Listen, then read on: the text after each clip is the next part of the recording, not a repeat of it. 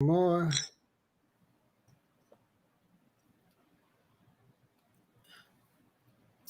And we are live, Baba. We are live. Wonderful. Just going to wait for some people to show up and come on All right. for tonight's. Yep, we just had our notification go live on our Shrine page. Welcome to Tuesday Talk, everyone. Today, we are going to have a fun time, like we always do. We have our Shrine Elder, the Shrine Elder the Shrine of Ma'at and founder of the Shrine of Ptah and Studio of Ptah.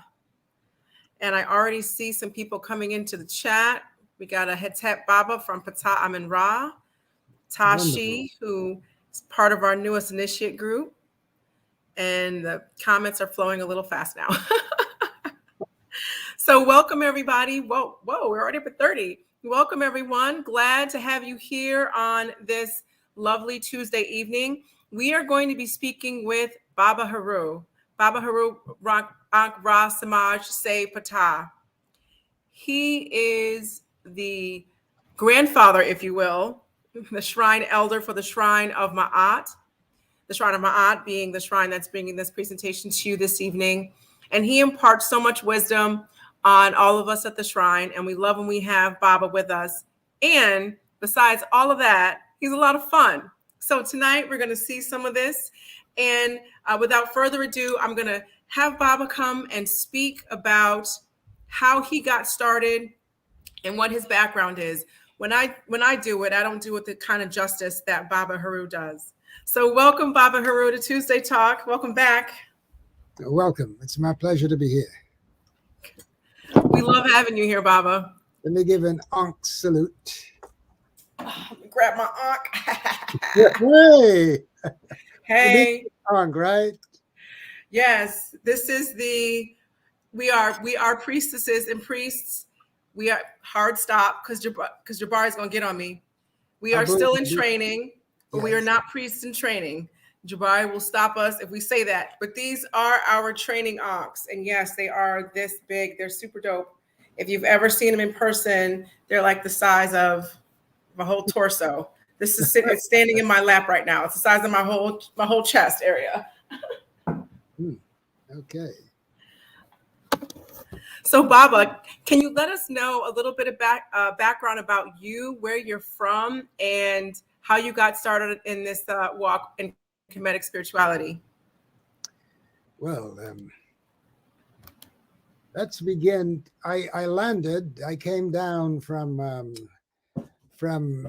Sa and Sepet, Orion, and what they call Sirius today, to the island of Quisqueya, now known as the Dominican Republic, named for a priest who was the founder of the nuns, as I understand. He was a very spiritual man, I am told, and that's why I always tell my Dominican cohorts that they ought to follow in his example, because he was a very charitable man who gave all his belongings to the poor, and he was a very humane individual. And so to call yourself Dominican would mean to follow in the footsteps of Domingo de Guzman. He was from a very wealthy family. However, I don't totally identify with that island, because my mother was literally chased out of there because the padre of the parish, a Roman priest, told her that my father was too black, and therefore my mother came home crying, and she asked my father to take her to his home in Tortola. That is in the British Virgin Islands. And that's where I grew up. I spent my formative years there. First, we came to St. Thomas in the American Virgin Islands and spent about 4 years there, because my mother brought me when I was 7 months old from Quisqueya to St. Thomas, and from St. Thomas 4 years later, we went to Tortola, where my father lived on the family plantation down there of the Georges. And that's where I grew up. And I came to America, I would say sometime in the 50s, 58 or 59, I think it was. And worked for a while I finished up, I had to do some American history because I grew up in a British school system. So I know all about the Britons, but very little about America. So I had to do about 3 years of American history at Wingate High School. And then from there, I worked in private enterprise. And from there to the NYPD, which was a very, very important part of my life. But let me say before that when I was a boy, we lived near a river called Huntom's Gut. It used to inundate every year, just like the Nile River. And my father would say, you see, that's just like the Nile. And then he invoked the name, there's a little boy king, Tutankhamen. And every time I say that word, I get chills, because I remember when my father said that word. He said this 9-year-old boy was crowned king. And he said, he looks something like you. And he said, it's your duty to study as much as you can about the Nile Valley, and which, as I grew up, I did. He was a priest, rather a minister of the Church of God of Prophecy, evangelical church. And but he told me when I was young, when I would go to his tailor shop to work on buttonholes. I make the best buttonholes in the world, even to this day, and to overcast. Long before they had the Mero machine for overcasting the threads inside the seam of your pants, I had to do that by hand. And while I was doing that, my father would engage me in conversation, and he would say, son, as you know the Bible, because as a preacher's son, I had to know the Bible. And he said, we people of African descent, being a Garveyite, he always insisted that he was of African descent, not descent. He said, we've descended long enough, it's time for ascension. And he said, even though my people are in the house of Shem, based upon the generations of Noah, he said, we are from the house of Ham, which is really Chem. And he said, we should study more about the Nile Valley, because all the famous prophets benefited from contact with these Africans of the Nile. Abraham and Sarah was taught there. Moses was taught there. No, Abraham and Sarah came for refuge. Moses was taught there. And Yeshua, according to the book of Acts 7:23, he was taught in all the wisdom of the ancient Kemetic people, even though the Bible called them Egyptians, and was mighty in words and deeds. So my father said, you should study the ones who taught the prophets, which is something that I encourage all my Christian friends to do, because it's good to know the background that gave Yeshua, Jesus, his beginnings. Now, I'm not going to get into this whole disagreement about whether the Bible is true or not. The fact is, if you believe something intently, you make it real for yourself. And if over 2 billion people on this earth believe that Christ lived, we better leave that alone and give them the respect of their belief. However, we must always encourage them to seek the knowledge that he came to according to the Bible story, that he came to the temples of Kemet to learn, because his mother brought him there to escape the wrath of Herod. And of course, he was educated in the Per Ankh, the House of Life, which was a university attached to each of the temples. And he had to know about Ma'at, because it was a Ma'atian culture, a culture based upon righteousness, balance, order, truth, and reciprocity, propriety, and harmony. So following my father's direction as I grew up, I began to study more about the Nile Valley. And it was while on the police force, because I used to clear the corner. I told the story a million times. I used to clear the corner by coming on teaching about Africa. And of course, the brothers on the corner didn't want to hear about no Africa. So I would say, well, if you don't want to hear my story, then you'll have to just get off the corner, or I'd have to call some assistance. And it was a great experience for me because I grew up, I'm a farm boy. I grew up riding horses and donkeys and mules, milking cows, planting my own food, growing my food, and taking it out of the ground. So I grew up as a farmer. And coming to America, I always knew I would come here because my father told me that's where Marcus Garvey had his beginnings. He joined the Marcus Garvey movement in La Romana and lived in San Pedro de Macorís. And he would travel from San Pedro de Macorís to La Romana to court my beloved mother. And he told me that story time and time again, how he would take his violin and his guitar to charm her.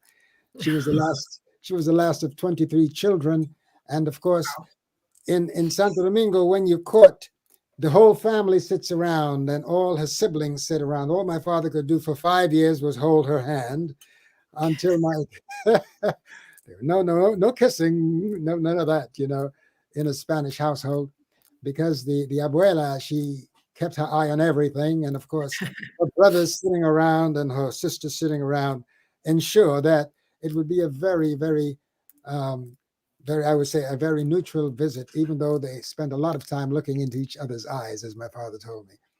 So again, when I came to America, it was after I joined the NYPD. It was there on one of the corners that some young man brought me a tape of Dr. Ben. Mm. Yes, I had my initiation in Dr. Ben coming to America. And this was about in 1960, I would say 67, 68, because I joined in 64. I got this tape of Dr. Ben and, little cassette. And I went home and I plugged that in. And I said, wait a minute. After I listened for a while, I said, he sounds like my father. And so I adopted him, even though he did not know. And as my father and the teacher, and I got all of his books. They all look alike, volumes 1 and 2, the Black Man of the Nile and his family, the whole litany of Dr. Ben's books. And that led me, of course, to Dr. Clark and Ivan Van Suderman and others. And I also came across, they used to farm me out to Coney Island to keep me from engaging with my people in the East New York area of Brooklyn, where we, at the time, the neighborhood was about all us. It hadn't yet been gentrified, or I should say strangified. Colonized, that's what I call it. Precisely. And it was there that they used to send me to Coney Island to get rid of me, and the people complained, and at one time got a petition to get me back on post because I got along well with my people, because I went on there knowing who I was. I was Right. what they call woke at a very early age. I should say awakened, because the word woke is a bad word among some people who want us to stay asleep. and In a coma. They want us to stay in a coma. Precisely. And hey, it's too late. It's too late. The cat is out of the bag. Sekhmet is on the prowl. We are being healed Right. of our ignorance and the nonsense that we've been fed. And so we now know exactly who we are. And of course, many of us are enjoying the amnesia of not knowing, because when you don't know, then you're not responsible. But if you know, then you lose responsibility. And so it was there that I got a chance to see the condition of my people here in America, because I had not any clue. I grew up around Black Power. Everybody I dealt with looked like me. The commissioner would come down from the government house at the edge of the island every year to celebrate what the Britons would call Empire Day. And of course, I was trained how to speak in the King's English. And when I came to America, that Right. created a problem for me, because I was told that I was talking white. And I did what Sidney Poitier did. I would look at the newscaster, because everybody could understand the newscaster. And they still told me, well, you're still speaking white. But when I delved into my island talk, we talk that island patois, well, they say, oh, you're a coconut, which is a great fruit, however. But I could not get in. For some reason, I realized that there was this kind of separation between people from the islands and people and our brothers and sisters here in America. And I couldn't understand what that was about, because to me, we were all of African descent and should have more regard for each other. But that was a problem. That's right. And but I weathered through it. And even if I may then go forward and talk about the time when I decided to, after studying some more, reading the books of some Caucasian authors, people like Gerald Massey, Ancient Egypt, Light of the World, The Natural Genesis, and all his volumes, the Book of Lectures, um, and reading Albert Churchward, The Signs and Symbols of Primordial Man, The Arcana of Freemasonry, and the book by Count Volney, who was one of Napoleon's generals, The Ruins of Empires. And of course, I stumbled upon the book 2000 Seasons by Iekwe Armah, which is a book that I have recommended as I taught Kinetics 101 to all my students. You've got to read 2000 Seasons, including another few books that he wrote called The Beautiful Ones Are Not Yet Born, and also The Healers. The Healers is a very important book, because that's what we call ourselves. We are warrior healers. And as you know, as Mfundishi, in his book, he said the sacred warriors are healers. And that is the position we ought to all the time take, beginning with healing ourselves. Because the diet of America, the diet of the West, has got us dying. You ate and you died, because it clogs everything up, as you know. Baaba, and so, I'm yes. sorry, can I jump in and just say a quick question? 2000 Seasons, what, can you give us the name of the author one more time? Iekwe Armah, A-R-M-A-H. A-R-A-M.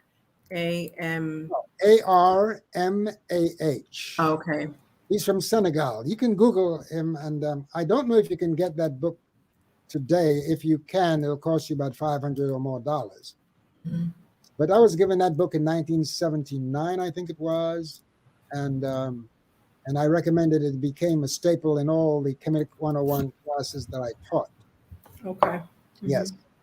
So I would highly recommend that. To go back, I just need to say this one thing, that in the book Ruins of Empires, Count Volney said that, speaking about the Nile Valley, that there are people now despised by society for their sable skin and woolly hair, laid the foundation of the study of the science of nature.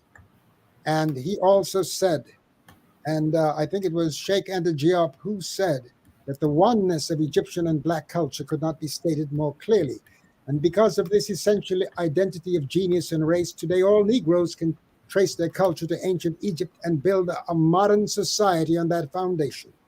And this was Sheikh Anta Diop, the one who was denied from Senegal, who was denied his PhD at least twice by the Sorbonne in Paris, because of the fact that he came with the premise that these Africans of the Nile were exactly that, Africans, and were dark-skinned. And he got That's right, and got a few centimeters of skin from the Sahu, now miscalled mummies. And lo and behold, the melanin was proliferating even in death. And so they had choice. He was there with Theophila Obenga of the Congo, and they had no choice but to bestow on him his PhD. And he went back to school and got his carbon-14 dating and all of those sciences in order to defend his thesis. So that's some of the background that brought me to the present. When I read enough, and I used to go to listen to Dr. Ben and Dr. Clark at First World Alliance, and I became one of the founding members of ASCAC, the Association for the Study of Classical African Civilizations.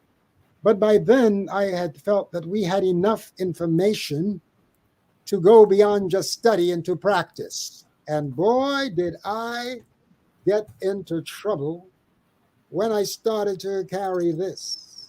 So I want to do a pause right here. Bob just said we had learned enough. We studied enough. Not never study again, not we know everything, but we have enough information to now live this life, to put this into practice. That's right. And at this point is when a little bit of the friction and static happened. So I want you guys to keep in mind, Baba just explained where he came from. He had a Garveyite for a father. Baba's from the islands. I had Pan-African Malcolm X parents, which is basically the same thing. And Mm-hmm. so I'm Black American on all four grandparents, both sides. I'm Black American, and when I face the same kind of foolishness, nonsense that Baba faced, I'm like, what is your Black problem? We are African people. It. I used to, so before I became a priestess, before other elders told me why people say the things they say and do the things they do, and you can't expect the blind to see, the deaf to hear, and the dumb to think, right? I used to want to strangle them and knock them out. That's why that turd didn't make me a man, because I would stay knocking people out for being dumb. If we have the same skin and the humidity makes our hair poof, and we got all this melanin looking all good, what, like, we are displaced from enslavement. How are you acting a fool? That used to get on my nerves, y'all. We got to stop this, period. Oh, no doubt. Everybody on here who is African, who's been displaced, wherever you are from, if you are from the Americas, if you are from the islands, if you are from the continent, if you are, and let me not say from, if you have been displaced to the Americas, the islands, the continent that's been colonized throughout Europe, any place else, take a deep look at yourself and think about how you see your other Pan-African brothers and sisters. Because this still gets on my nerves. So I ain't gonna beat nobody up, because I'm not a fighter, y'all. I ain't never even been in no fight. And I'm not a man. I don't want to get hit. I played varsity soccer, which is as physical as I've ever been. But I still want everybody to take a deep dive into themselves and stop seeing divisions that do not exist, but more importantly, were put on us by the enslavers. Mm-hmm. Okay? So I didn't mean to interrupt and take the mic over, but like that Not really, at all. I mean, we are all we have, and more importantly, we all we need. Mm-hmm. No doubt. Okay? We, all of us, we. Okay? Okay. All right. So Baba was saying, Well, one elder said to me, he said, you know why they were really afraid of you, because they had no idea where you got your knowledge. Because I never went to any college, and that was intentional. My father warned me about the foreign education and foreign educators, because he said they will turn you away from your origin. And I did not go to any college, but I ended up lecturing in several, especially during the 80s. And they always asked me, "Oh, where did you go to school?" I said, I graduated from the Per Ankh of Mennefer about 6,000 years ago. I And of love it. course, that that always created a problem. What? What? Men what? Oh, you all call it Memphis today, but the city where Ptah was the Neter ruling that temple. So it was, and then I realized that there was this class distinction, that some people who go to college and have these European degrees, they look down on those of us who don't have them, and that continues to this day. Yeah. I have felt it from some scholars, you know.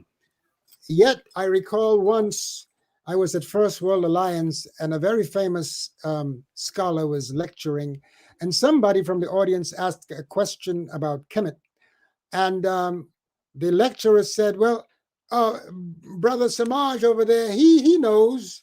Huh. They would never let me lecture. They would let me play my guitar, and I always put my knowledge into my songs. So it wasn't exactly shake your booty music, but they allowed me to sing my songs, but they would never let me speak. And I recall once I had given a very famous speaker um, an initiation into the judgment scene of the Pertem the so-called Egyptian Book of the Dead. And about 3 weeks or to a month later, that same scholar was called to give a lecture on the judgment scene that I had just shared with him. Of course, I'm sure he did some additional research, but that's the kind of prejudice that I faced. And when I started carrying this key, the very people who were listening to these lectures every Saturday would say, "Why are you carrying that thing?" I said, "Wait a minute. I'm doing it because that's what our ancestors did. I saw it on the temple walls and it represents life. I'm sure that some of you have a gun in your pocket. You carry the tools of death given to you by your enslavers. But here I am lifting up a sign of life, honoring the divine mother, divine children, and the divine father, and you're going to have a problem?" I really could not come. And to this day, when I think about it, it pisses me off. I try not to get too upset because at my age, I have to maintain some calm. By the way, my blood pressure has always been once 120/70. And the highest has been like, I think when I went to a hospital last year, was 123/73. And they said, "You have a textbook reading." I said, "No, that's too high. I'm always 120/70. So again, um, I calmed myself down and I said, "You know what? I'm going to establish a shrine." But even before that, I had a group of people who you would come to my studio and I would share with them the knowledge that I had. And we formed a group called the Jewels of Aton or Aten Ra, because I had been a bit pissed off at how the Egyptologists used to throw shade and on the king Akhenaten, Aten-re-Akun, and the husband of Neferu, Neferiti, um, Aten-ra, Neferu, Neferiti, known as Nefertiti today. And I didn't like how they used to accuse him of losing the kingdom because he would not answer the calls of the garrisons in the beachhead that Tahutimes, his grandfather, the great grandfather Tahutimes the fourth had established. And he refused to send reinforcements because he was living Ma'at and he believed very firmly in Ma'at, and he did not worship the sun. He worshiped the power, the hidden power behind the sun.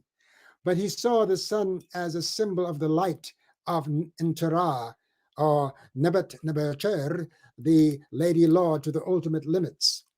And with his wife, Neferu, Neferiti became the prophets of the Aten Ra, the revealed light. And so that brought him into conflict with the priests of Amen, the priests of the hidden light. And so they had a political storm that at least eventually brought down the kingdom. That politics was brought about the demise of that ancient civilization. And so I decided to establish the Jewels of Aton, and several members became part of that group. And I made ankhs for all of them because in that time, anybody who asked for an ankh, I was so happy that I would make an ankh for them, and they called me the Ankh Man. And after about 14 students of mine carrying ankhs came to me one day and said, "Baba, we need to have some standards by which we award these ankhs."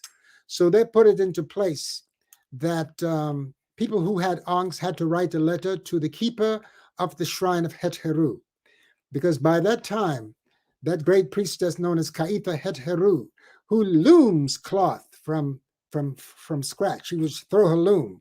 That means that she was also a priestess of Nit, and she would do her clay pots, she pots, because she had a kiln and she used to bake and do enameling in her home. And she came down and brought her loom and began to loom her cloths, kamit cloths, in the studio of Ptah. And eventually she established the second shrine. I need to remind people that when it comes to practice and application of this culture, as far as I know, I was the first to establish a shrine here in North America, livicated, as the Rastaman would say. They don't say dedicated. Livicated to the maintenance and to the practice of Maatian consciousness. And so you would have to write a letter to the mother shrine, which was Het Heru, because I cannot bring life into the world. I can bring the seed, but I cannot bring the life all the That's way into right. the world. Let's not forget the mama. We're matrilineal, matrifocal people. So eventually I said to the members, I said, it's time for us to lay a foundation in Ptah. So we moved because I had too much distractions dealing with the criticism that I was invoking Akhenaten and the Aten Ra, and therefore I said, okay, let them throw shade on Ptah. So I became the keeper of the shrine of Ptah, the first shrine established here in North America for the reconstitution of Maatian consciousness. And as I said before, that's when my trouble began with many people who did not want me to practice. They just wanted to continue to give lectures. And somebody told me that the old scholars saw me as a young bull coming into the pasture, and that I would attract too many of the women. And which was true in a way, but of course, I was a married man, so that wasn't happening. So again, that's a little bit of how this whole thing started, and the establishment of shrines. And ultimately, people like Anika and Jabari came to the shrine of Ptah. I need to say that Jabari was already schooled in the Kemetic culture through the Asaraset Society, a wonderful society that's gone throughout the world. Ra'unef Ramen, Nesud Biti Ra'unef Ramen is the keeper of that house, that Kemetic house. And of course, he melds different systems with it, with a basic Kemetic overlay, such as the Akan system, the Yoruba, and of course, the Tree of Life coming out of the Israelite system, and so that is how this whole thing got started here, the establishment of shrines. And after graduating from Chemetics 101, Anik and Jabari, of course, later on, they became husband and wife, and I was called upon to perform their ceremony, which I did together with my brother Paur Tehuti Sepata, a great brother who came from the streets and was transformed after being a Muslim imam, by the way, but being as close as he was to me, and he saw me offering my prayers to Netera, he would say, "What are you doing?" I say, "Well, you call on Allah, I call on Netera," which means the great divinity, the great divine, the one and the all. Okay?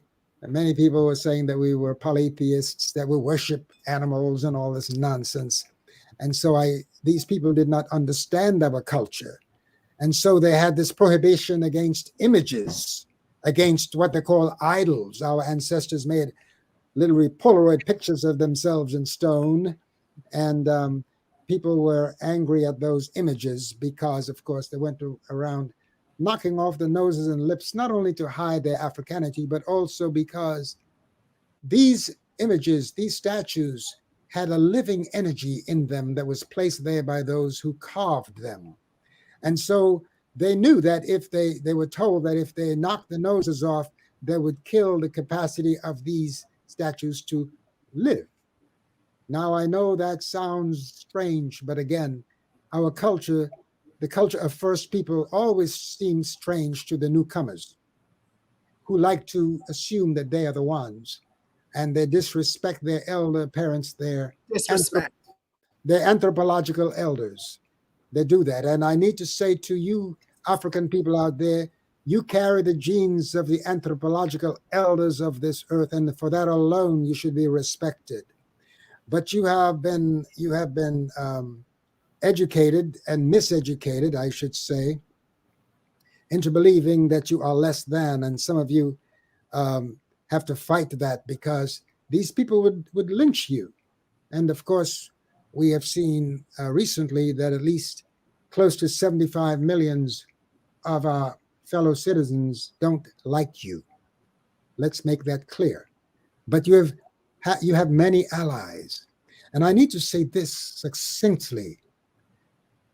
Never sell your power short, my beloved brothers and sisters, because you have helped to transform the minds and hearts of millions of people who call themselves white in this country, and they have become allies in this fight for order, for, I shouldn't say equality, because a grandfather could never be equal to his great grandchild. Let's make it clear. Clear.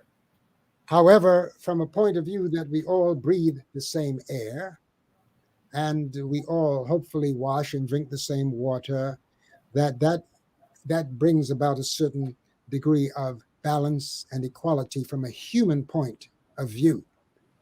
But you cannot be really human unless you are humane. Let me repeat that once again. You are not really human unless you become humane, which means you must have respect for all life. I saw a man the other day with his foot on top of a tiger that he had just hunted. And I need to say that there are people here who believe in hunting, and they hunt humans. Let's not be kidding about it. And you know I'm telling the truth. Truth. And I could call some names, but I don't want to upset certain people because I want to stay focused on dealing with my people right now and helping you to understand, overstand, and center stand that you have an enormous responsibility. You came here. Some of you were already here in Amenta, but some of you came in the holds of ships, and you went through a tremendous cruelty on the plantations of this nation. You were ruled over by plantation directors who were just fresh out of the jails of England and who were dispatched to both the Americas and to Australia because they were the ne'er-do-wells of the countries that they came from. But when they came here, they were told, well, you are better than these slaves here. And no matter how high they may rise, remember, because of the non-color of your skin, you are better than those with the color. I like to remind people that we do live on a solar planet, and also that the kingdom now called Egypt, that flower that came all the way from the southern part of the continent, that beautiful culture was based upon, again, the principles of Ma'at, something that we should readopt again because we are totally out of harmony with our ancestral directives. So, I mean, I can go on and on and on all night about this legacy. And I would encourage our brothers and sisters to study more. And a lot of people who started to be attracted to this legacy, they dropped out when they found out how hard the work is to reclaim this culture, how difficult it is. You have to study, you have to read, and you have to do your meditation. And that is why, more than just claiming that I was one of the ancient Nile Valley Africans, or that my ancestors there's a culture that I can reclaim, I decided that the time had come to really live and apply this culture.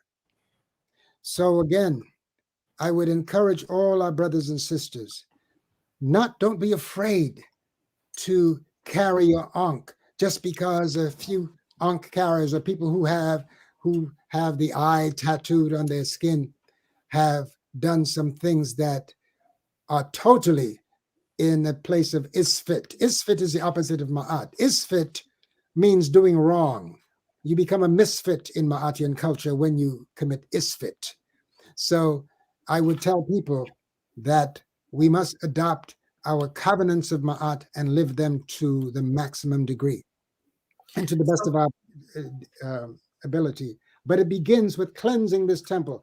When I taught Comedics 101, I made fasting and cleansing and of the body temple an integral part because many of us came to this legacy with pork chops. We came with a lot of flesh in our bodies and a lot of corruption and our men with acidic sperm and with pot bellies, which always contributed to the dirtiness of their life essence. And so I would tell brothers, in order to clean up, and we have to stop making our women ill, because in my relationship and in my marriage to Queen Afua, and I was also a disciple of Dr. Sabi. I knew him very well.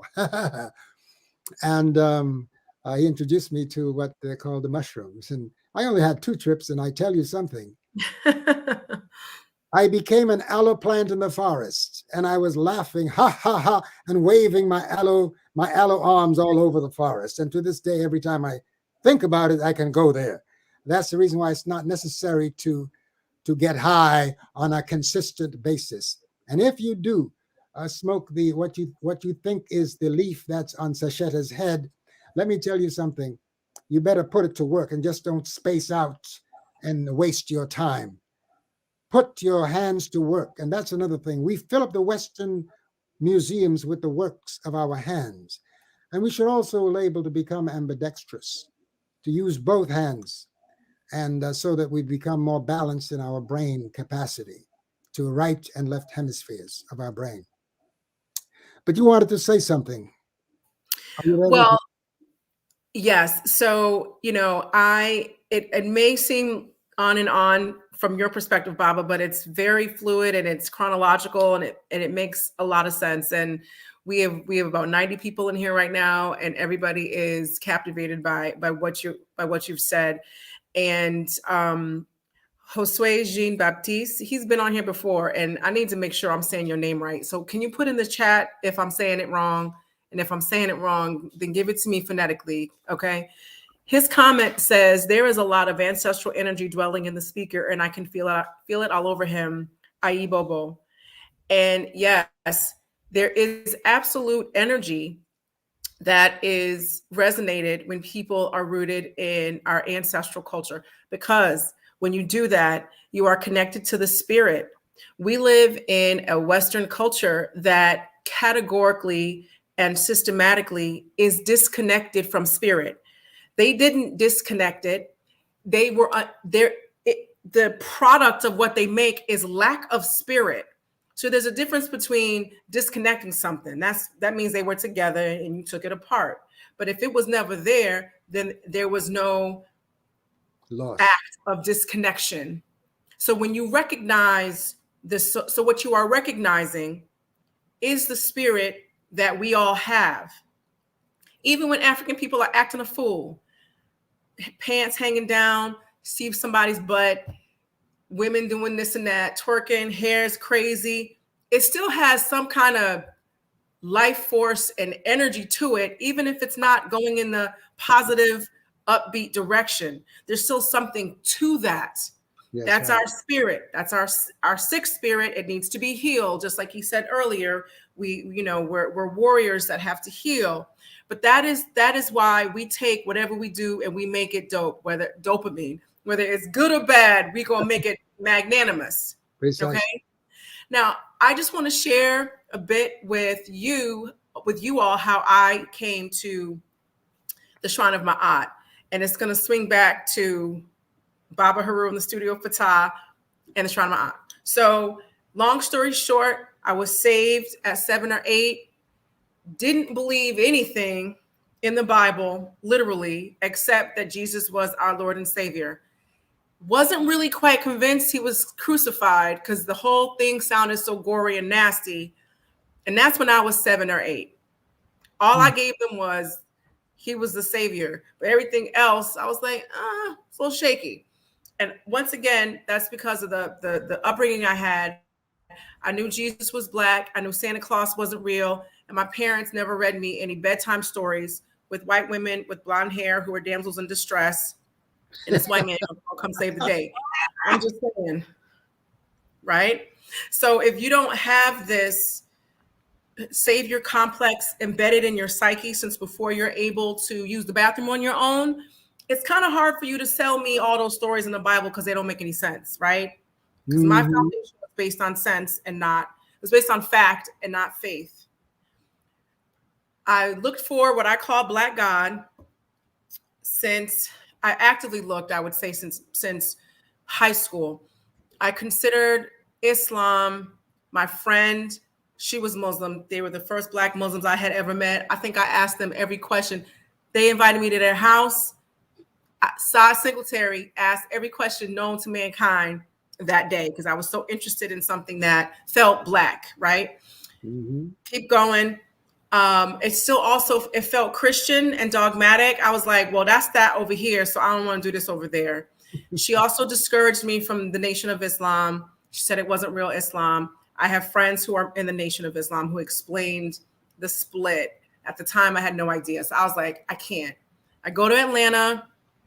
There's a DJ whose name was DJ Kemet. I never asked anybody what it was, but now I know. Every time I heard it, I was like, what's Kemet? All I had to do was ask somebody, and I could have been in Comedics 101 back in the day, right?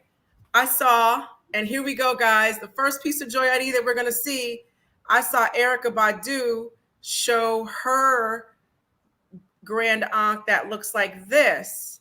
And Mhm. while I was intrigued, I didn't inquire about it. So I had all of those moments, gave up. I don't know if I'm going to find it. I start volunteering at an organization and I see Anika. Anika has like all her rings on, all her Mm. fingers. And every time she touches her fingers, it sounds like this. Yep. So I was in one part of the room and something drew me to look at her. And so I was like, what is this? What I gotta go say something to this woman. So I walked over to her and I was just like, hi, how are you? My name is Sai. My name is Nika. What is that? Fast forward to 8 p.m., 11/30, 2021. I'm a priestess and I was initiated in 2018. I consider Yep. myself having been a Chemite since 2014 because my aunt was dying at that time and I needed to pray. And I was Mm. like, I'm good on Jesus. Let me not be disrespectful. I didn't want to pray that way. And so for me, I just say 2014. And how did I get connected to the shrine? How did I find my path? How am I in arm's reach of all these elders, all this knowledge, other forms of African spirituality? You know what it was? It was Baaba Heru's Joyari, because Mm. there's energy in it. That's right. Why else would a heterosexual woman who only wants a fine Black man be drawn to look to the left and find a woman standing there? I was drawn before I like knew anything because the energy is there, period. It just is. Mhm. So now my nails aren't done. Poor planning, y'all. I knew I was going to do this. I could have had all the nails blinging, but when everything is on and popping, baby hair, whatever, I have this and I'm representing, you best believe people want to see this. What is this? What does this mean? So what we're going to do, I have some of the pictures that were sent. I'm going to show you guys some of my joyary that Baaba has made for me. And I have a piece that's there that I have to go pick up. Let's start with, we're going to start with the Erykah Badu Ankh, y'all. So this goes, this is backwards. So it's, there we go. Saeed, that's my government first name. I got my government all out there. And as you can see, it's written in the glyphs. So why is this important? Number one, you feel the energy. Number two, you're learning about a symbol or a glyph, a part of the Medu Neter. You can learn to read this just by seeing it repeatedly. Then there's always a message, and it's super fly. Yo, this is dope. Check this out. So this is an Ankh, and just like Baaba showed his Ankh, and I have my 90s size hip hop artist That's what we said when we first got on. We were like, I feel like a rapper from the '90s. This is huge, and this is an this Baba Paor created this for all of us who are in priesthood training, and this is the phallus. This symbolizes the male principle or the male energy, and this symbolizes the uterus or the womb or the feminine energy, and this is the children or the offspring. So if you look at it from a creative perspective, when you have feminine, when you have masculine and feminine energy that combine and come together, you create new things. So yes, there's a literal meaning, but there's also a figurative interpretation to understand how to have balance in everything that you do. And that is your ankh. Mm-hmm. True. So Baba, I'm sorry. Go ahead. Let me just share, like you see me wearing red and white today. Today is the day of Mars, and that's equated in us with Het Heru. With Heru, the warrior spirit, which is known in the Yoruba as Shango. There's red and white is the color of the day. So when I put the colors of the day on, it keeps me in the spirit of that energy of Heru today with the red and white. It's I walk in the spirit of the meditation of that principle all day. Sometimes I'm passing my mirror or I'm walking the streets. I pass a plate glass window and I see my reflection. And there again, it reminds me, be Heru and stay in that frame of mind for this day, because the very colors is an offering to that divine principle. So it's not just for fashion, even though, of course, I don't wear Western garb. This garment I'm wearing, you see, I have my wings, right? Because as an African, I have my shoulders are pretty wide. I don't need any stuffing in my shoulders. And like yesterday, I was wearing some green because I was feeling a Het Heru energy. And I wanted to give honor to that divine principle. Now, tomorrow I'll be in something yellow to honor Chehudi, the principle of the planet Mercury. Chehudi is the nectar of wisdom, also of letters, of mathematics, together with Sesheta and Ma'at. And so the colors of the day, and Thursday I'll be in Ptah's purple. On Friday I would be in Het Heru's color of green and gold or yellow. On Saturday, I'll be in some indigo, something indigo or something red and black to honor Set, or Set gets his turn at Saturn. On Sunday, there'll be something in gold or orange to honor Ra, all right, and so on. So the wearing of the colors of the day is another way. This garment is called Hebsa, which means divine garment for a man. The women wear Pedesa. Now, these garments are made by people who look like us. And that's another thing. People have criticized us for wearing what they call funny clothes. My brothers and sisters, those funny clothes are made by your own brothers and sisters who we support economically. While you go around supporting your enslavers and writing the brand names that you used to get branded on your body with hot irons, now you joyfully wear those very same names all over your back and your behind. And I know a lot of you are going to get mad at me when I say this, but stop throwing shade on your sharecropper ancestors who used to wear garments with all rags and holes in it. Now they have made it to a fashion. And you know why? Because there's some people who like to see you looking bad, looking shabby.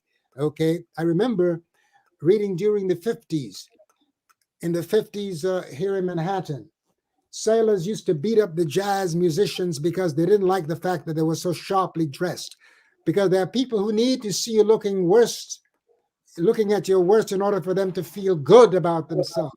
What kind of people are those? So insecure that they need to put somebody down in order to raise themselves up. And that's another reason why I wear these emblems of our culture. I don't call it jewelry, I call it Joyari. Ari means to do, to make, or to create in the Metunetr. And it also means the guardian, the one who guards. Okay. So wearing these emblems keeps the mind focused.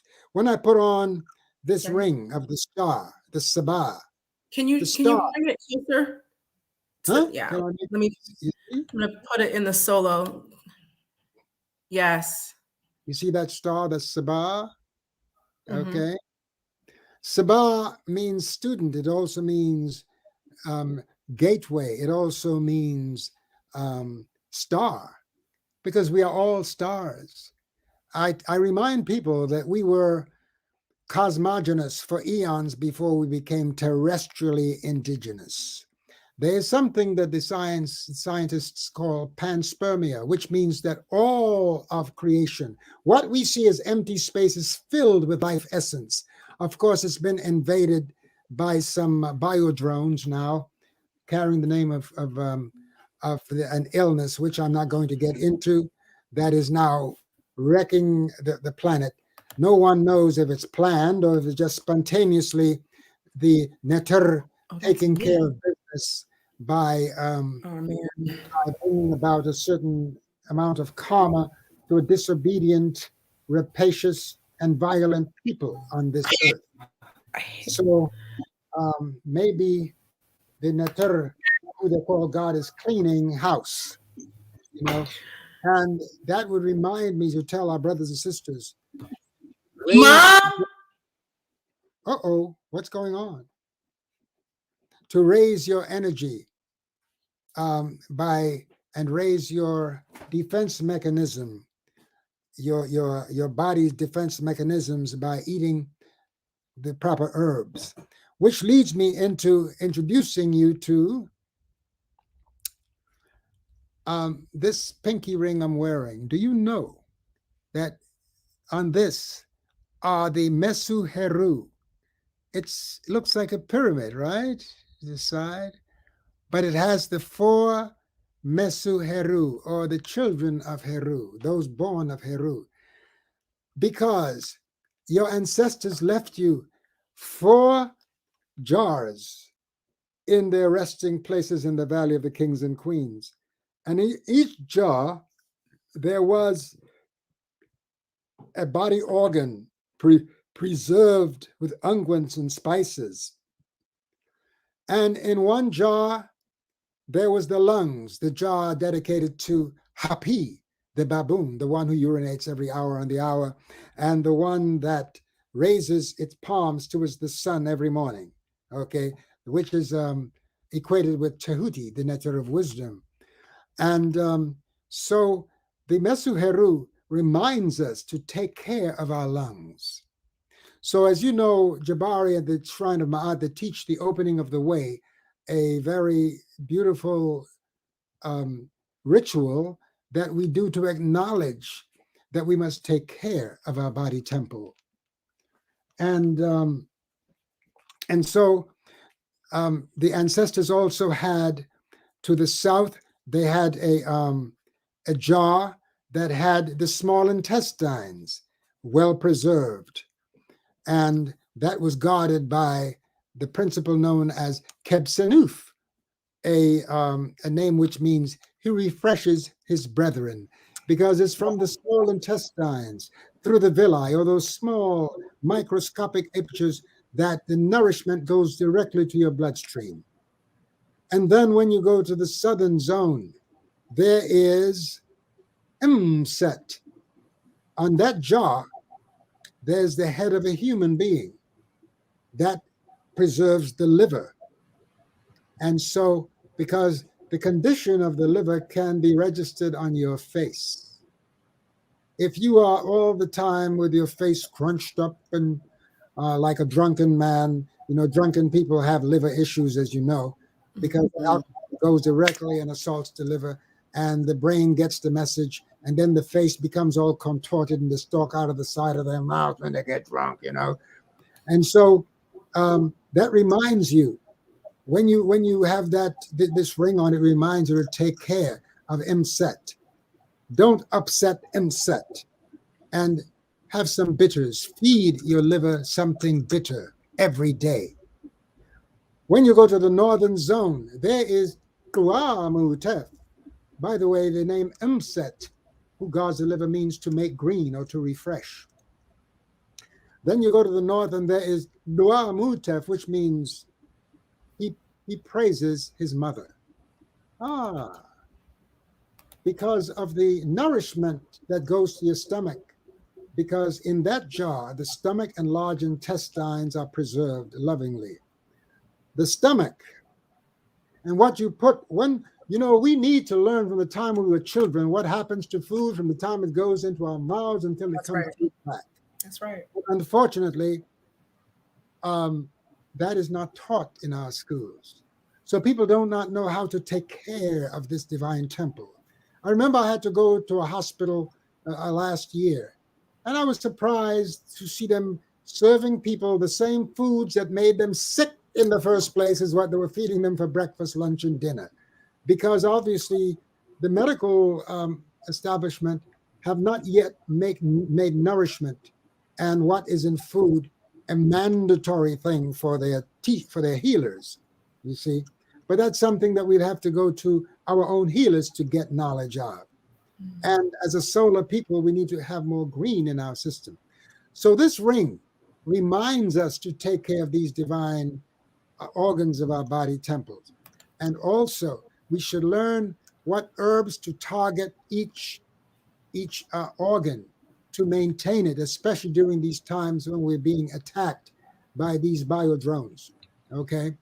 And which they give these very fancy names now. I think that one is called Omicron and so on. So we must make our bodies more strong to resist the machinations of demons, whether they be human viruses or normal viruses, which live and mutate normally in the atmosphere. Okay, so that is what this ring, I wear this ring to remind me to maintain. So again, Baba, yes. Can you show it in the? You were away, and I brought it. I made it close. I made it. Oh, you did? Okay. Yeah. You see, you want to show it,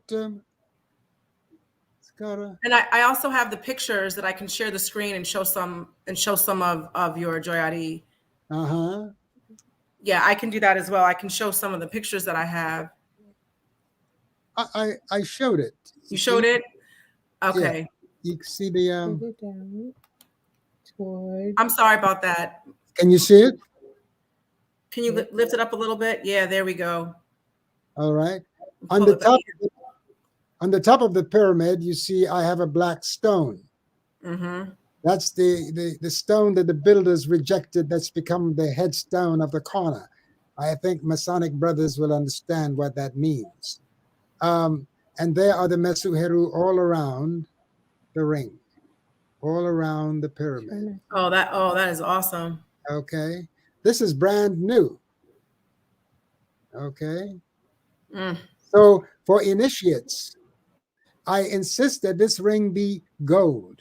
Why? Because each of us, we are pure gold. We must lift ourselves up and stop being afraid to wear a little bit of that solar metal. Okay. Here is, let me share Heru with you. Oh, it's beautiful. Oh, that is beautiful. Can you guys hear me from backstage? You see that? That is beautiful. Now, I know that's beautiful. See, many brothers are afraid to wear big rings, but I wear them because they inspire a question to which I can give an answer and give someone knowledge that they perhaps never had before. By the way, the wearing of this bird, this falcon, is the highest flying bird, the fastest bird, whose speed had been registered at least 200 miles an hour. When it stoops, it never misses what it aims for.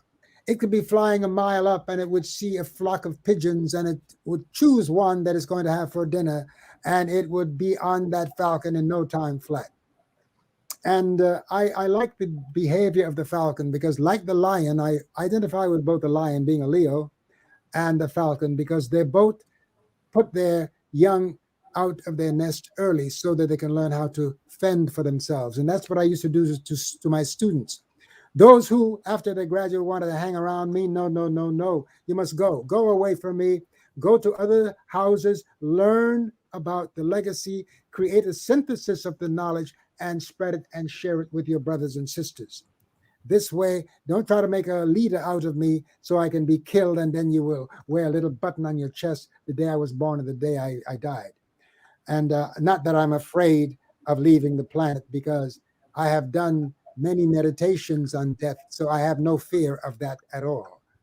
And now celebrating my 80th year on around Ra. So here is this giant one of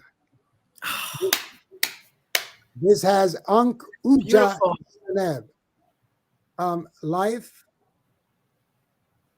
prosperity, and health at the bottom. See? That's beautiful, Baba. Okay. And there on the top, you see, I think this has red, black, gold, and green Mm, on, indeed. You see the Ankh Uja Seneb around the womb of the Ankh. See? I All need right. that, Baba. Yeah. I'm claiming it because Jamar is on here, and Jamar gonna try and take it. And Jamar, I'm gonna shout you out. What up, Jamar? Abu Jamar, he has his emblem. Oh wait, I'm still on solo. He has his emblem. It's circular and it's huge with the Oh J. my God, that was a challenge. He With- waited, he waited months for that. I need to say to my brothers and sisters, listen, when you order something from me, please have patience. I'm not Amazon, and I'm not trying to be Amazon. Though the right. work I do is amazing, but it's not Amazon. Now, look, look at Heru here. It's beautiful. Let me put it back on solo. Okay. That is so beautiful. And on his head, he carries life. Okay. Now, you know that my Christian brothers and sisters, they see, ooh, he's flying. My Christian Beautiful. brothers and sisters, the dove is their bird. Okay, it's a bird of their bird of ascension. I'm sorry to say that falcons do eat doves. Um, now look at this. Oh, that is beautiful. Okay, all of these are meditations on power and ascension of life. And right now, since they're once again trying to blame Africa for viruses, here is a determination to live that we have. By the way, this is a replica of a design that I was asked to make for the Black Power Awards a few years ago. It was being conducted by a brother in Washington, D.C. Rather, I think, no, in Atlanta. See? Yeah, I see it. Right there. That's good, Baba. That's so beautiful. This is in a ring likewise. Now I'm also very ecumenical. When I say that, what do I mean? Here is what is typically called the Star of David. Okay. However, I place the ankhs inside of it to remind my brothers and sisters of the Hebrew Israelite community that the people of the ankh spared the life of your prophets. We gave to Jacob and his sons the best grazing land in Goshen, when even though shepherds were an abomination to us, we allowed them to come in because of the hospitality of the Maatian culture of the Nile. So some of you may not like this, but the fact is you cannot. Your book says so, that we rescued your prophet from starvation, from miseducation, and taught Moses so that he was taught in all the wisdom of the ancient people of the Nile. I mean, there is also the of course here's a see the pyramid. Mhm. Okay. It's beautiful. All right. Okay. Let me see a Kepera. And don't think that I don't honor our brothers and sisters in the West. Yeah, um, because here goes Jinyame. Okay. And I have this as a pendant and also as a ring. There is Atenrea Kun in the in that with the black background there with a beautiful head there. That's one of my favorite kings whose face is sculpted. Okay. That's Atenrea Akun, the one they call Akhenaten. All right.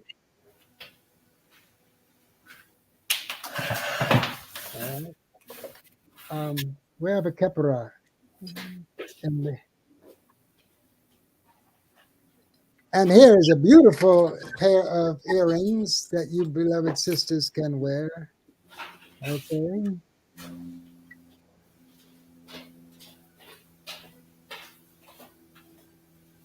Okay.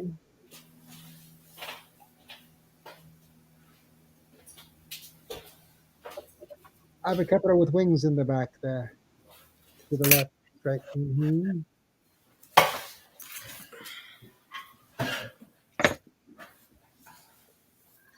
And here is Kepera. That is so beautiful. I need a rich husband. Yo, a rich single this, man. this, by the way, is Ra Keperu Neb. Neb. The Keperu.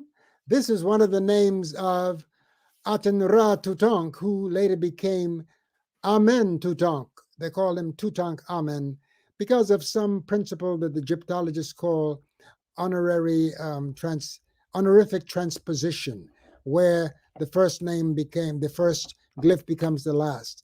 I challenge that. By the way, I'm very unorthodox when it comes to dealing with the glyphs.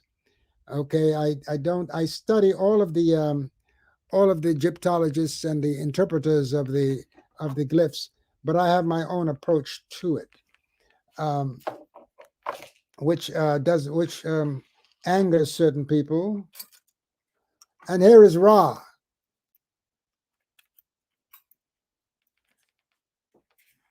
Okay, pendant of Ra. Again, wearing the falcon head, carrying an ankh in the hand and the staff of the Usr or the Cham scepter, a scepter of power. Some say that on the head is a head of Set, which means you must always keep your enemy in front of you, because we have an inner enemy, and our inner enemy is called Set, because many of us are set in our ways, and being set in our ways and refusing to budge and advance ourselves has been part of our problem. Okay, so I mean, I have so many different emblems of our culture and wedding bands and engagement rings. There is a beautiful ring with the chatet on it that I ought to be showing. And look at that lovely ankh with the arms holding up the Ra of higher consciousness, the one that Sakara likes to wear. You see one of the here, one of those ankhs with the gold one with the Ra. Yes, yes. For instance, here, this was sculpted from the Percham Hru. You see the arms holding up the Ra, the sun. That symbolizes the elevation of higher consciousness. And in it is the purple stone, the amethyst, which is a very healing stone. Again, I make many different type of ankhs, and this came directly from the Reyu Empertum Hru, the book of the coming forth today from night. Okay? You can have this also in silver. All right? So everything I make has a meaning and significance that beautifies the inner mind. and it keeps you in a state of high expectations of positive results. Baba, Yes. I just want to jump in. There's can you show the star ring again? Somebody I guess missed it. Yes, that one. Can you So, explain that? yes, the star, we are all stars. And you notice the rising the rising arm is your head, the arms are outstretched, and the two are your legs at the bottom. And in the center is the sun. In the temples of Kemet, they always drew the star this way. And they most of the time they put a circle in the center of it. Okay, that's what they will call the solar plexus region. And so this the star is it's called Sabah, which means a doorway. It also means a student. It also can mean a teacher because they're the ones who give you the doorway to your higher consciousness. It's up to you to enter into that door and to examine the mansions of higher consciousness. All right. And so again, these are wearable meditations. This is not jewelry, this is joyari. I would like to see all of those basketball stars who go to 47th Street and put down billions, billions of dollars buying stuff that says nothing about who you are. Like for instance, you see this chain here. The links on this chain are ankhs and ma'at feathers. This chain is living in truth. Okay, when you wear a chain like this, it's these are legacy links, and for those of us who like to wear just ordinary chains, which are beautiful, I say break your chain with legacy links. So if you have a chain, you can bring it in, and I will cut it and insert a ankh. I will insert a ma'at feather. I will insert a kepera for resurrection or transformation. I will insert the glyphs of ankh, life, ucha, and seneb in your chain so that your chain would have meaning and carry your legacy wherever you go. Inspiring a question that will give you an opportunity to teach your brothers and sisters about this fantastic culture. Do not expect those who do not like you to give you back the throne of your higher consciousness or your high seat. You must take it. And Take you it. don't, yes, right. You must snatch it back. And you don't have to wade in. You don't have to sit in. You don't have to endure all of their indignities, a very undignified human beings, so called humans. You don't have to go through any of that stuff. All you have to do is silently reclaim your higher consciousness by studying and practicing Ma'atian life. Please, I beg of you, brothers and sisters, do not be afraid. And I know your mothers and fathers, your family at home will be distressed. Oh my gosh, you're following those wicked polytheistic Egyptians. Oh, no, you are following the path of those who were the teachers of the prophets of your Bible. Okay. And if you go to the book of, I think it's Deuteronomy, it warns against hating on the ancient Egyptians because they gave you refuge when you needed it. All right. So don't be hating on us, my Hebrew Israelite brothers. I myrrh you. Myrrh, by the way, is love. Not in that way, as you understand, but in the pure way of lifting up your spirit, because you have a right to follow the ways that your spirit calls you. If you're called to Christianity, go there. If you're called to the Hebraite system, go there. If you're called to Islam, go there. But know that all of the prophets of those religions got most of what they got from your ancestors in the Nile Valley. So why shouldn't you go to the original source? You see, one thing about some of the religions is here. Moses thought he was smarter than his teachers, and maybe he was.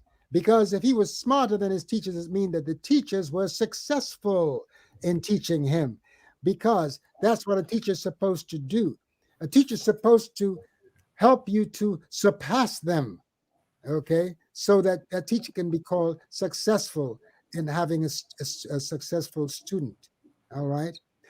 But one happens sometimes the student think they're smarter than their teachers.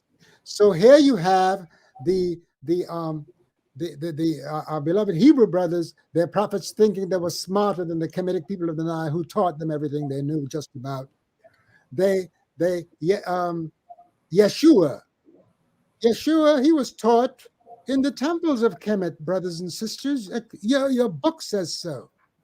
Again, I'm going to repeat, he came there to fulfill a prophecy that out of Egypt have I called my son. Out of Kemet, I should say, because Egypt is a foreign word brought there by the Greeks. Aiguputus, they used to call it.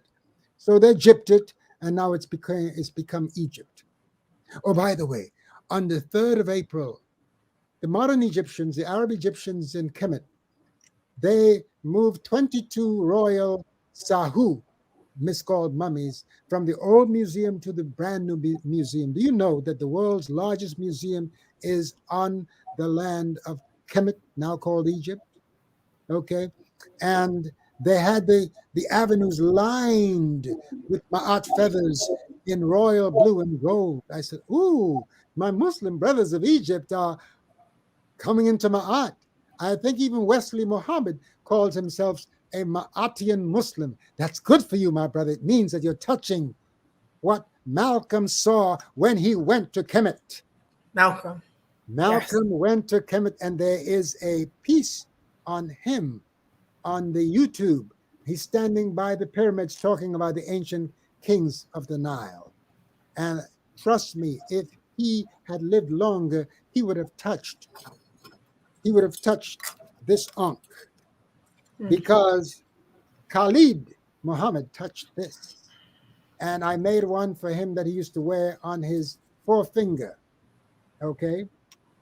And he would always go and he would fill it up with diamonds, the whole thing. He would put diamonds all over his ankh. Okay. And so, and then the Christians came and thought that they were smarter than the older prophets. So they got their own book. And then the Muslims came and thought they were smarter than the Christians, who, by the way, were the teachers of the Prophet Muhammad. Because, and in respect to my brother and sister Muslims, I must say, may Hetep be upon him and all the prophets, especially the ancient ones who taught all the youngsters what they knew. Let's not play games with this, all right? And so I say to all of our brothers and sisters, there's a movie called Agora that you will see where they took Hypatia, who was a teacher of the Gnostic systems, which was the continuation of the Kemetic teachings, and the Roman priests pulled her into a church and they assaulted her, raped her, and they scraped the skin off her bones with oyster shells. Okay, that's the kind of peace they bring to the world, molesting our children and those kind of raping the nuns and that kind of behavior. So it's our job to restore Ma'at and to bring Kepera back again. Okay, here's a wax model that I had been working on. I have to make one of these for Jabari. See the, all right, this is a wax model. I'm going to make a ring out of this. And also, let me put it on the finger. And also, hey. I have one here. You do? Yeah, there you go. Yeah, your Kepera. My Kepera ring. By the way, I also, go ahead, Baba, go ahead. You know, there was a bishop of Milan who they called Saint Ambrose. He said that Jesus was a good scarab because he resurrected, because the scarab was placed on the heart of the Sahu. There is Set and Heru lifting up and transforming. you into a higher consciousness, which the And here's Heru. scarab and the Ra that the scarab is touching represents. That's another one that was created here for the shrine for the studio of Ptah. That's And right. here's I see you got your goodies. Woo! There is my aunt with her wings outstretched with her. If you live in my aunt, she will give you life. You see, and she's resting on the symbol of gold, the nub at the bottom. You see, she's kneeling on the symbol of nub. I also here is an eye of Heru that I am making to put on a bracelet that you can see. I wear a bracelet of the eye of cuff I bracelet have of one eye of too. Heru because there you go. There's the eye of Heru. So I have Heru on my bracelet, Right. and I wear this every day. So I needed a slit to get my wrist through it. Uh, So I don't know if you can see if you can oh see the yeah. eye. You can see it better Yeah. like that. Right. Yeah, Mm-hmm. True. there you go. Yeah. hmm And if you And want so a little baby starter ankh, here's a cute little ring. It's a yes, cute right. little baby ankh. Mm-hmm. I mean, it goes on and on. By the way, I have the world's largest collection of cultural and spiritual joyari for our people. You Mm-hmm. don't have to wear, you don't have to wear meaningless emblems, things that say nothing about who you are, things that are just invite assault. By the way, people tell me, at least since I've been doing this, that a few homes that were burglarized, they took all the other jewelry except the joyari. Because as Stevie Wonder say, many of us are superstitious, so they left these emblems of culture in the jewelry box where Right. they wanted it. Mm-hmm. The energy. See, they took all that other Precisely. stuff, but they knew they couldn't take that. They were like, I don't know what I'm getting into if I take this. That's right. And People, I need to tell them that you'll be getting into you'll invite a lot of negative energy when you use these in the wrong way. that's right. Because as I make them, I infuse them with the chance of power from our divine legacy, which reminds me, we call it Hesi. Amen to tong kat mer to tong amen to tong kat mer to amen to tong at mer to tong amen to tong at mer to tong men to tong at mer to tong amen to tong at mer to tong Anguchasneb,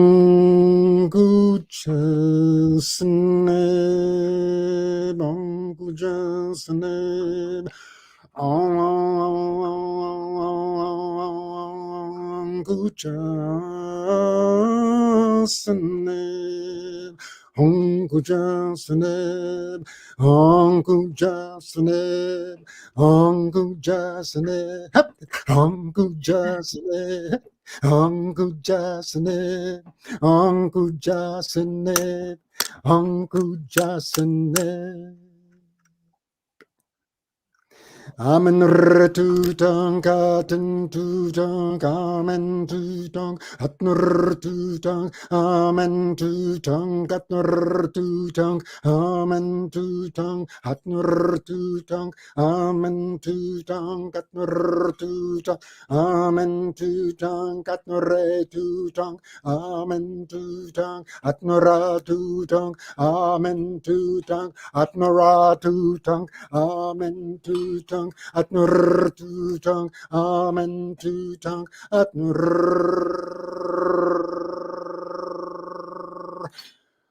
tutong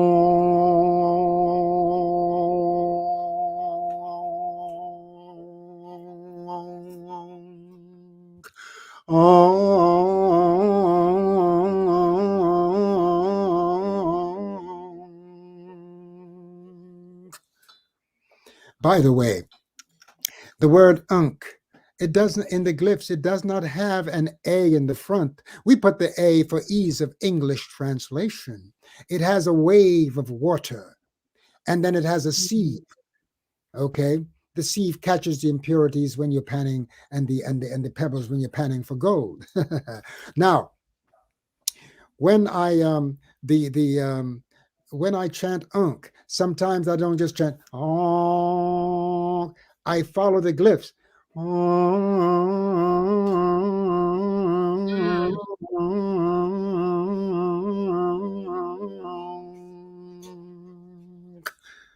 You see, so I use the glyphs in a way that that gets more energy out of them. I believe the power of sound, and that's the reason why I say to you, my brothers and sisters, those of you who love to use that N word, if you really mean to address your brothers and sisters as kings and queens, say negust and negus. Okay, that a sound that your oppressor has given you. You know, a very famous rap artist, because I do listen to a little bit of rap here and there. He said that we are not from a foreign planet. We were made in America. And sometimes I'm ashamed of what has been made of us, because a lot of us have swallowed the habits of our oppressors, and we call each other by the wicked name of oppressors, names that sometimes was the last thing they heard as they were being lynched among magnolia trees in the South. So I would encourage us, if you mean to call your brother a king, say negus, negusti. Say it as you mean it. And our women are not female dogs. A certain high official referred to the mothers of basketball stars as sons of female dogs. Okay. And that's something that we should refrain from calling our women. And brothers, I know sometimes sometimes our women do not realize how fragile we can be emotionally because of what we've gone through, because of what we still carry, because of the syndrome of chattel slavery that many of us have yet to address properly. And so we become easily triggered by the voices of our women when they raise their voices at us and call us by these names, and we hit them back by these terrible names. That should stop, really. We should begin to think of who we are addressing and have more respect for each other's lives, because these ears pick up these sounds and they do a damage to our self-esteem, brothers and sisters' self-esteem. And we must always seek in a way to uplift our women, because they are the most abused on this planet. They are being raped, they are being kidnapped. Terrible things are being done to our women. And brothers, we must come together. And it's time that we form a Ma'at militia.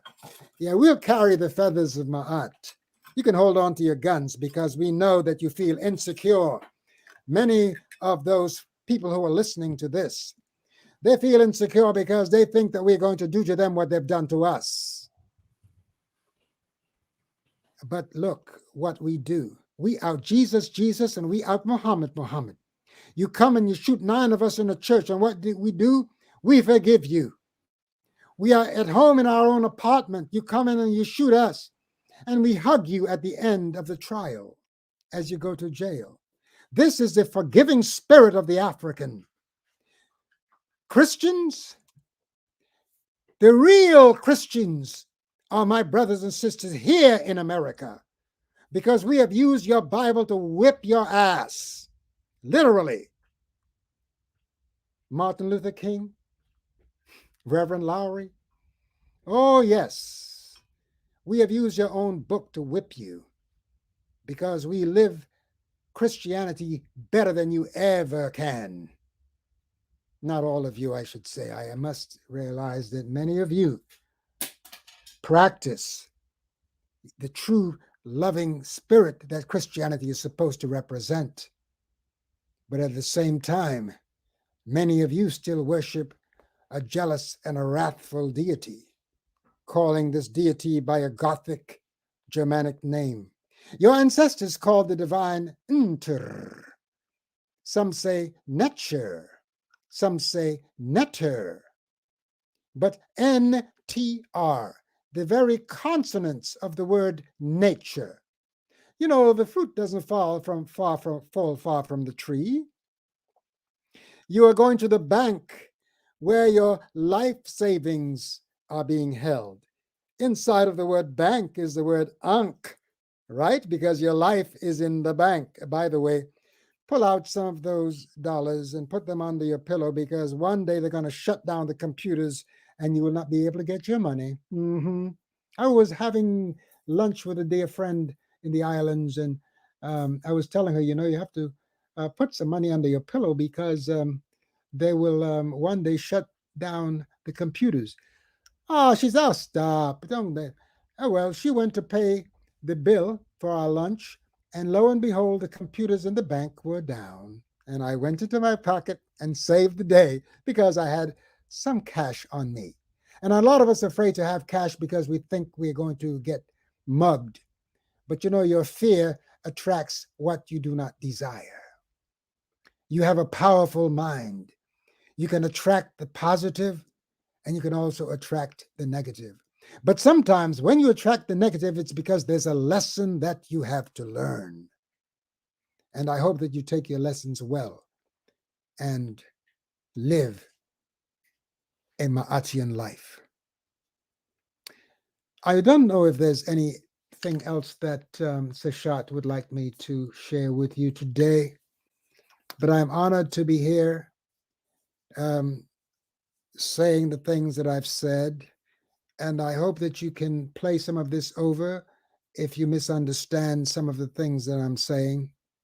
And come and visit the studio sometime. We're here in the lower parts of Manhattan, and be more than happy to serve you.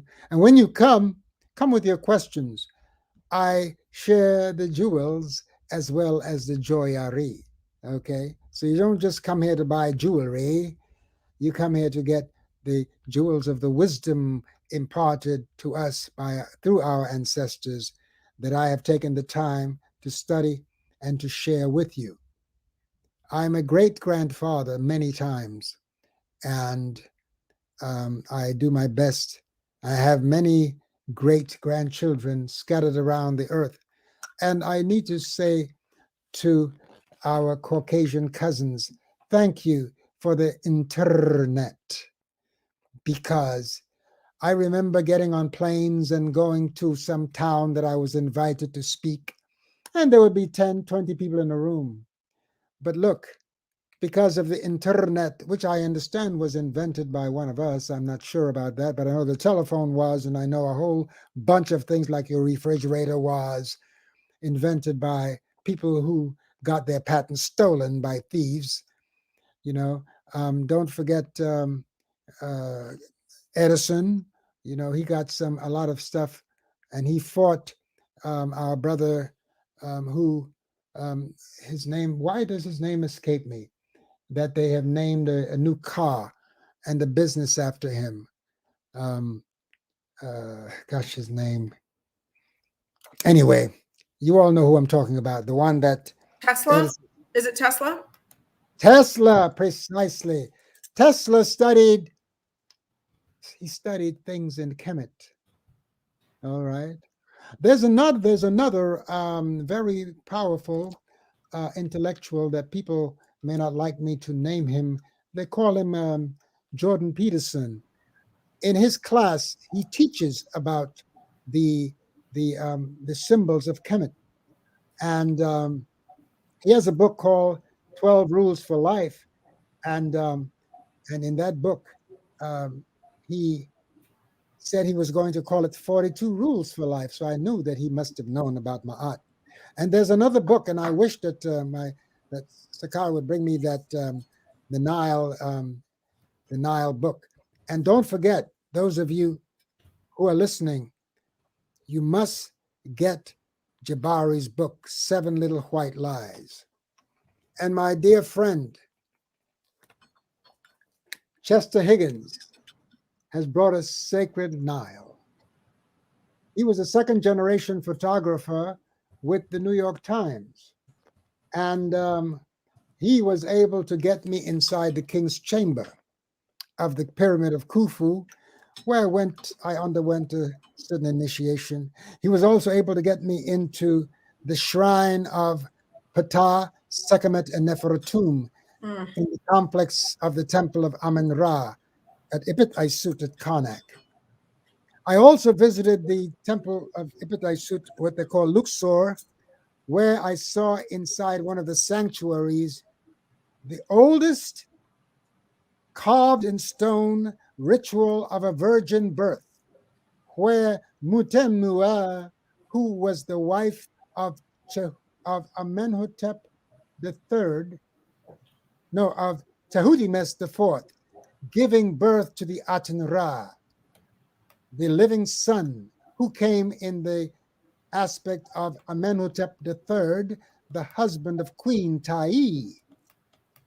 And the Aten Ra, Mutamuya means the mother in her boat, gave birth to the Aten Ra. But it was not until the birth of Aten Ra Tutonk, who they call King Tut, who changed his name to Tutank Amen in order to bring about a unity between the Amen and the Aten Ra priests. That the very throne that he sat on, that beautiful throne that you see his wife Ankhesen Pa'aten Ra is putting a salve on his skin. On that throne are the names of both deities, the hidden aspect of divine, Amen, and the revealed light of the Most High as Aten or Aten Ra. And I always remind my Hebrew Israelite brothers that Aten is not too far from Adonai. Okay? Shema Yisrael, Adonai Eloheinu, Adonai Techa. That's for my Hebrew and Israelite brothers and sisters. I love you guys. And you Moors, hey, you know something? You have to comprehend that we are living in a graveyard of resurrection, because it was prophesied that the sun would rise from the west. And it's rising because we're coming into higher consciousness. And this is the consciousness that we must not be afraid to share with the world, because even our enemies need healing. All right? Because really, if you're an enemy of the people of the sun, you are very sick and you need some healing. So we can't just deal with our allies. We have to confront in Ma'at those who would be our enemies.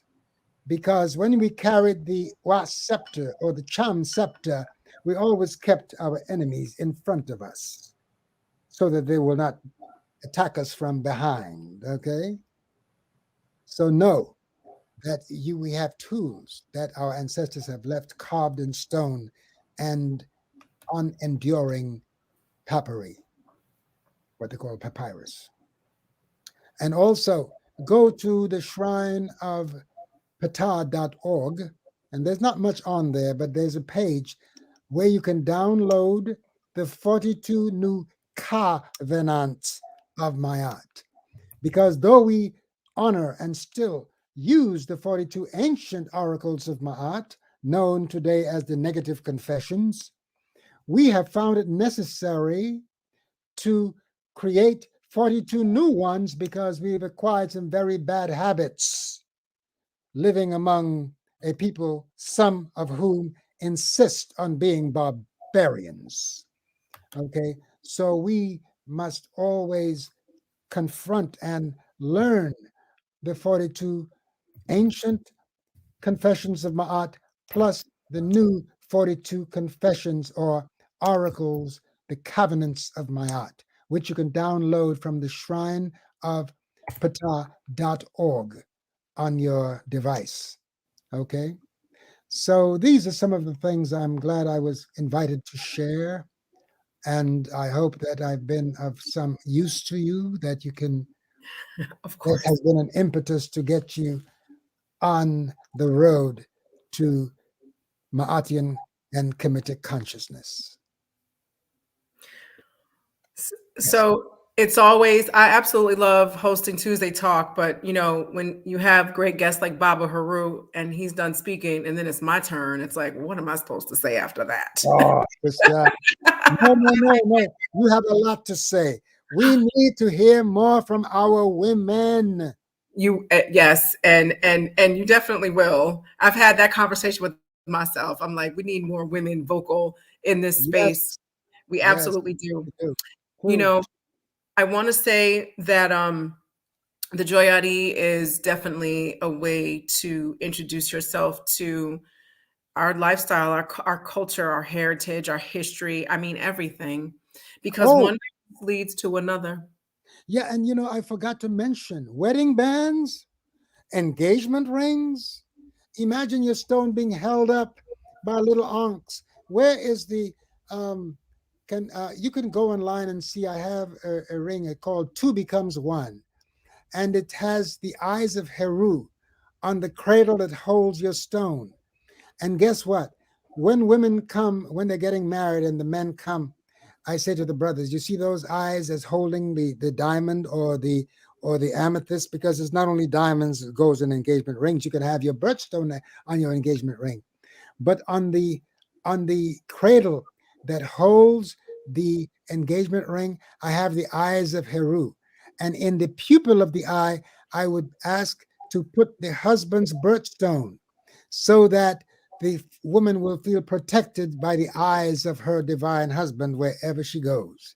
All right. And women like the idea. And so it also will hopefully keep those who will tend to stray In honest. mind. Yes, you know, the pictures are definitely of the Joyari on the website are definitely a treat. So yes, make sure that you support Baba Heru, the So Pata, and also the Shrine of Pata.org for the new covenants of Ma'at. A lot of you asked about the opening of the way, and you asked about Inbu Neturu. So when you're doing, okay, so what you have to understand about the divine is we have divinity within us, and we have, you know, the divinity that's outside of us, if I'm using a Christian paradigm or thought process, and different natural laws of nature are what we would call the neteru. Okay, so but there's one divine. When you hear us say paut in teru, paut with the t on the end, that is the some of the oldest uh, divine energies that are in our stories. Inbu neteru references that divine that I mentioned, that is with that's, I don't want to say outside of us because that's so concrete and discrete, which really is not how we see things. Okay, now that's all y'all getting, because the rest of this is something you get from initiation in order to really truly understand. I remember when Anika tried to explain to me, I asked her a question like, well, what's God, because that's the word I used, and I remember her mumbling like, where do I even start? And now I understand that you have to just jump into a spot and explain it until they get this spot, like one little pin needle, and then the next question leads you into another question. Actually, you spend a lot Mhm. of times in questions like what, and then after you continue to read and meditate and educate yourself, ask questions, etc., then you understand things better. But it was not until I went through initiation that I really truly like it made sense. And when I get new information, I know where to put stuff because I understand it from at a different level now. All right. The True. last thing I wanted to show you is this is the pendant that we get. Well, kind of. This is the pendant that we had from initiation when we did um when the Hemsanu. Oh, yes. This is our Hemsanu pendant. It's my art. Okay. It's Ma'at on the hand. There's a hand here. I've There's offered. Hmm. mhm. It's hard to see backwards. So she's holding an ankh. And this up here, you see 42. That you won't get that. That's just for The the initiates. first initiates that came through the shrine. By Our the way, if Mhm. I'm not interrupt you, Good. I'm a pendulum king. You know that. Yeah. Mhm. This pendulum has the Mesu Heru, Can and you you can hold it closer? yes, you can read. You can use it for some divine readings. I'm Can going you to do lift a it up? I'm going to do a pamphlet. I'm going to do a pamphlet on how to use the Mesu Heru for meditation Let me and see something. also for yes, this is a pendulum. How to do readings. There we go. That's good. We see it now, Baba. Hmm. Okay, good. This is a very positive program. Look at how it's whew, I know. oh yes, That's beautiful. That's beautiful. positive. Mhm. I just want to let everyone know that initiation is going to, applications are open this week. It's about to be a lot of work, y'all. Anyway, so for those of you who have all these questions and we couldn't get to all, I saw most of them. I can't answer most of them because a lot of that has to come out of an initiation. Some of it has to just, there are just too many questions to ask. I try to answer the ones as best I can when I see them. Okay, you guys, if you ask a question during Tuesday talk and I can't get to it, just DM us on direct message us on the Shrine of Ma'at, and we'll do our best to get back to you there as well. We are inundated with questions, so if we don't get to you, you know, it's not anything personal. Okay, so if you're interested in initiation or interested in understanding more about it, you can go to the shrineofma'at.com and for applications. Okay, and you do get a piece of Joyari when you complete initiation. The what I showed you minus the 42, the number 42 at the top. So you know, I'm so glad I volunteered for that organization because I don't know where I would be.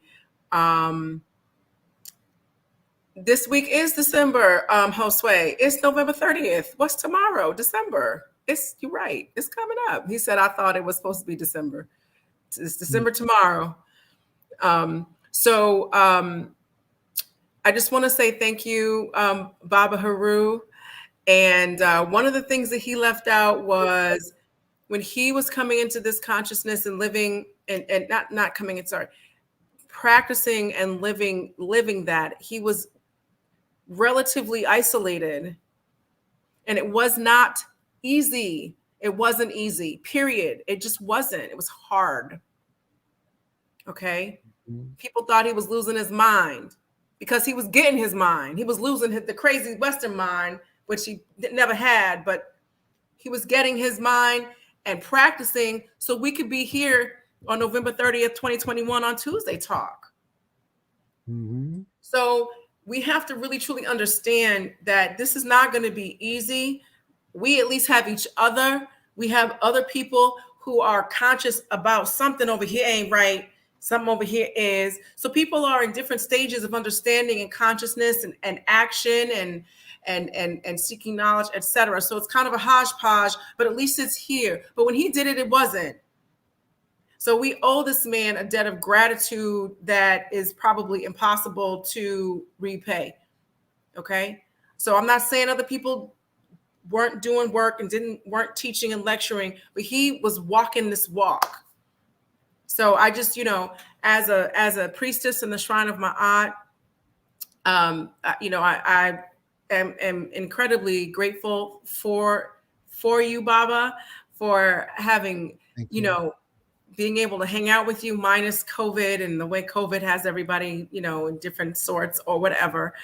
And tonight's Tuesday talk was on fire. It was awesome. And with all the joy ID that you saw, you didn't even see everything. You got to No. go visit, go to the studio. On Instagram, it's Baaba Heru Creates. So that's BAABA Heru underscore Create. creates. Okay. I'm about to tag that. Oh, did it go? Nope. There we go. So we have been on here for close to 2 listener from the Virgin What? Islands. Big boy, listener from the Virgin Islands. Welcome. Thank you. Yes, we are going to bring this to a close. I thank you all for being here for basically 2 hours. We Wow. got up into some high numbers because, we had the legendary Baaba Heru and the Joyari. I want to thank Sakara, who Mhm. is off camera. We don't see. And just like Anika be behind the computer, behind the camera during Ascension, Sakara was instrumental in helping us get this together tonight. So I just want to say dua to the Yes. Queen Sakara. I Oh, want to Nicaragua, officially thank, Asaki. Nicaragua's yes, in the house. I want to officially thank Sakara. Without her, I would not know what this computer is all about because sometimes these electronic media, I make them go crazy. Phones, what they call I used to have those things, what they call, again, to make copies. They go crazy whenever I touch them. So for some reason, I tell people I'm a space cadet. I really am. I'm a star traveler, and I really don't. I just visit here, this Earth. I'm not from here. You must know this, okay? So anyway, um, I'm honored to have been spending time with you today, and I hope that people got something positive from this gathering. And I thank you so much, Sashat, for bringing me on, for asking me to come on. Oh, I'm thank you for being honored to, yeah. And I want to thank you for your steadfastness and that you've taken on. People don't realize the amount of work that's necessary. And a lot of those people who have dropped out because they got ashamed because some people carry the angst, terrible things. A lot of them they hate on this legacy because they realize that it causes a change in them, and they don't want to give up their pork chops and a whole lot of other things. So they run away from it. They find all kind of excuses. I remember they used to criticize me so bad, but once somebody wanted to get married with a Kemetic priest, by the way, I think I was the first Kemetic, not think, when I went down to get the papers to marry people years and years ago, they said, well, what denomination? I says, Kemetic. They says, what's that? They went to the computer and there was no Kemetic priest in New York City. Nowhere could they find a Kemetic priest. I think I was the first one on the books. Okay. And so I was able to marry people. I did the wedding of Sister um, Reketi, Amen, our great sesh and teacher of the Metuneter, the so-called hieroglyphic language. Myself, together with Jacob Carruthers, who was a professor in the Chicago University, we we partnered in bringing her marriage and doing a marriage ceremony. And someone who hates on me terribly, when his brother wanted to get married, who did he come to get his wedding band? Who designed his wedding band? Okay, so again, um, we have gone through the fire, but here we are. And thank you again, beloved. Forgive me for interrupting you. I just had to drop that little bit there. Well, dua, Baba. I don't even remember what I was saying. Yeah. So, dua for coming on, and we have to have you back. And this is the Gregorian calendar, December, and Christmas is coming up. Kwanzaa's coming up. Hanukkah, I think, is here. Festivus, for those of y'all who watch Seinfeld, whatever you're doing, or if you're doing nothing, please go and support Baba this month and every month. And yes, go with your questions and enjoy the space, but go with your money too. Okay. So, Baba doesn't do it for money, but we all need money to live. And you're never going to get a piece as fine as what Baba creates. I mean, that's why we still have all these people on here this late on a Tuesday night. Okay, go down there, enjoy it. If you've never been to the studio, you must go. It is really like a destination to see the way it feels. Anyway, I'm not even gonna go down that road because I will be here all night with me doing this all night. Like, it just feels so great. Anyway, so I just want to say, Akin Ma'at, which means live your life in balance. Okay, that's a rough translation, a generous translation of it. And thank you so much for being here. Baba, we thank you so much for being here. Wow. And Sheme Matep, go forth in peace. Sheme Ma'at, go forth in balance. And I will see you next Tuesday. Tuaun tara. 2 on 2. Om.